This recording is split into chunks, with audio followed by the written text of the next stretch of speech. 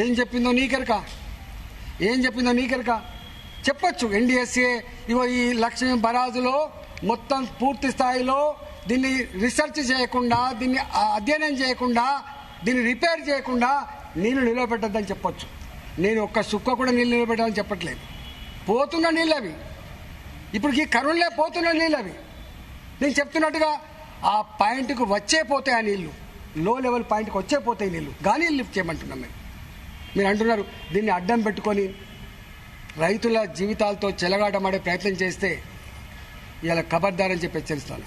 ఇవాళ నేను అంటున్నా, మీరు మాట్లాడుతున్నారు, కాంగ్రెస్ పార్టీ నాయకులు, బీఆర్ఎస్ పార్టీ నాయకులు మాట్లాడుతున్నారు, నేను బీజేపీ నాయకులు మాట్లాడుతున్నా. ఇలా బెస్ట్ జడ్జెస్ ప్రజలు మాత్రమే. ఎవరు ఏం చెప్తున్నారు, ఎవరు ఎందుకోసం చెప్తున్నారు, ఎవరు చెప్పే నిజమో రైతాంగం నిర్ణయించుకుంటారు. రైతులు రేపు ట్రీట్మెంట్ ఇస్తారు బాబు, గుర్తుపెట్టుకో. ఇవాళ నేను హైదరాబాద్ ఎంపీని, ఇవాళ నార్త్ హైదరాబాద్ ఎంపీని నేను ఇక్కడ మున్సిపాలిటీలో. నేను ఇవాళ వచ్చిన తర్వాత ఎన్ని బోర్లు వేస్తున్నానో,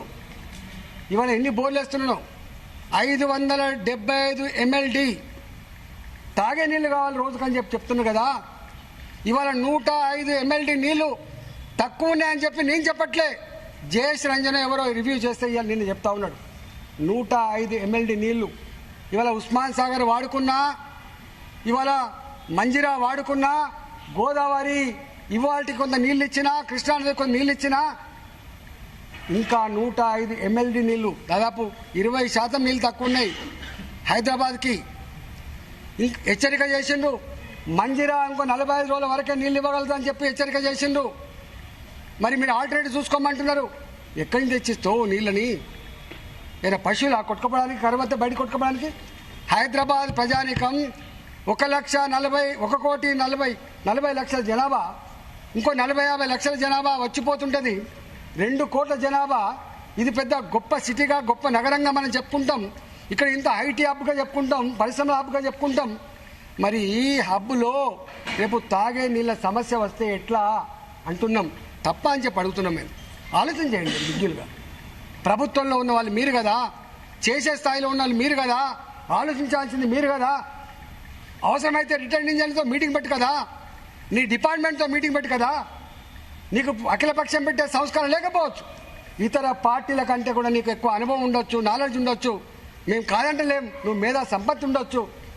కానీ మేము అడుగుతున్నది, రోజువారీగా హెడ్లైన్స్లలో గీ టైటిల్ రావాలని చెప్పే సోకు నీకు ఉంటుండొచ్చు. రోజు ఆ వార్తలు చూసి సంతోషపడుతుండొచ్చు. కానీ ప్రజలు మాత్రం దుఃఖిస్తున్నారు. నేను అడుగుతున్నాను. నేను మొన్న పోతే ఒక 20 మంది అడిగినా ఏమైందంటే, సార్ తప్పు సార్, నువ్వు పట్టించుకుంటలేవు సార్, నువ్వు మా కరీంనగర్ జిల్లాలో వదిలిపెట్టిపోయినావు, నువ్వు పోయి హైదరాబాద్లో పడ్డావు, కష్టమవుతుందని చెప్తున్నారు అని 20 మందిని అడిగితే 19 మంది తప్పు చేస్తుంది సార్ గవర్నమెంట్ అంటున్నారు. అర్థం చేసుకో, నీ ఇంటెలిజెన్స్ ఎట్టిపోయింది, నీ ఆఫీసర్లు ఎట్టిపోయినరు, నీ కార్యకర్తలు ఉన్నారు, నీ నాయకులు ఉన్నారు, నీ గ్రామాల రిపోర్ట్లు ఉన్నాయి. నువ్వు బీఆర్ఎస్ పార్టీని బోన్లో నిలబెట్టే ఉద్దేశంతో నువ్వు నిలబెడుతున్నది బీఆర్ఎస్ పార్టీ నాయకులను కాదు, నువ్వు నిలబెడుతున్నది రేపు హైదరాబాద్ ప్రజానికాన్ని తాగే నీళ్ళు లేకపోతే నిలబెడతావు. నువ్వు బోన్లో నిలబెడుతున్నది ఉత్తర తెలంగాణ, నల్లగొండ, ఖమ్మం, వరంగల్, కరీంనగర్ ప్రజానికాన్ని, నిజామాబాద్ ప్రజానికాన్ని నువ్వు రైతాంగాన్ని నిలబెట్టబోతున్నావు. రేపు తాగే నీళ్ళకి కాస్త ఇబ్బంది వచ్చే ఆస్కారం ఉంది. కాబట్టి దయచేసి నేను అంటున్నా, రేవంత్ రెడ్డి గారు, దాడులు పక్కకు పెట్టు, విమర్శలు పక్కకు పెట్టు, ఎదురుదాడి ప్రజల గురించి ఆలోచించే, నీకు ఆశీర్వాదం దొరుకుతుంది, గుర్తుపెట్టుకో. ఇవాళ మమ్మల్ని బీజేపీ బీఆర్ఎస్ ఒకటే, ఎట్లా బీజేపీ బీఆర్ఎస్ ఒకటే రేపు ముందు వెళ్తుంది బాబు. రేపు బీజేపీ రేపు ఏం చేయబోతుందో రేపు నీ కిందికి నీళ్ళు వచ్చినప్పుడు వెళ్తుంది బాబు. ఇవన్నీ అధికారం ఉన్నప్పుడు అహంకారంతో ఏవి కళ్ళు కనబడకుండా అన్ని మాట్లాడతారు. ఇవాళ నీ వందిమా గాథలు ఆహా ఓ అంటారు. అంతకుముందు ముఖ్యమంత్రి కూడా గిట్లే అన్నారు. నీకెదురెక్కడ సార్, నీకు 20 ఏళ్ళు 30 ఏళ్ళు నీదే పోసారన్నారు. కథం పట్టించిండు. నీకు డోకా లేదు పోసారని చెప్పిండు. ఎంత ఉద్యమ నాయకులైనా ఎంత పని చేసినట్టు కనబడ్డా సందర్భం వస్తే పాతాళంలో పాతరేతరనే చరిత్ర మర్చిపోకు.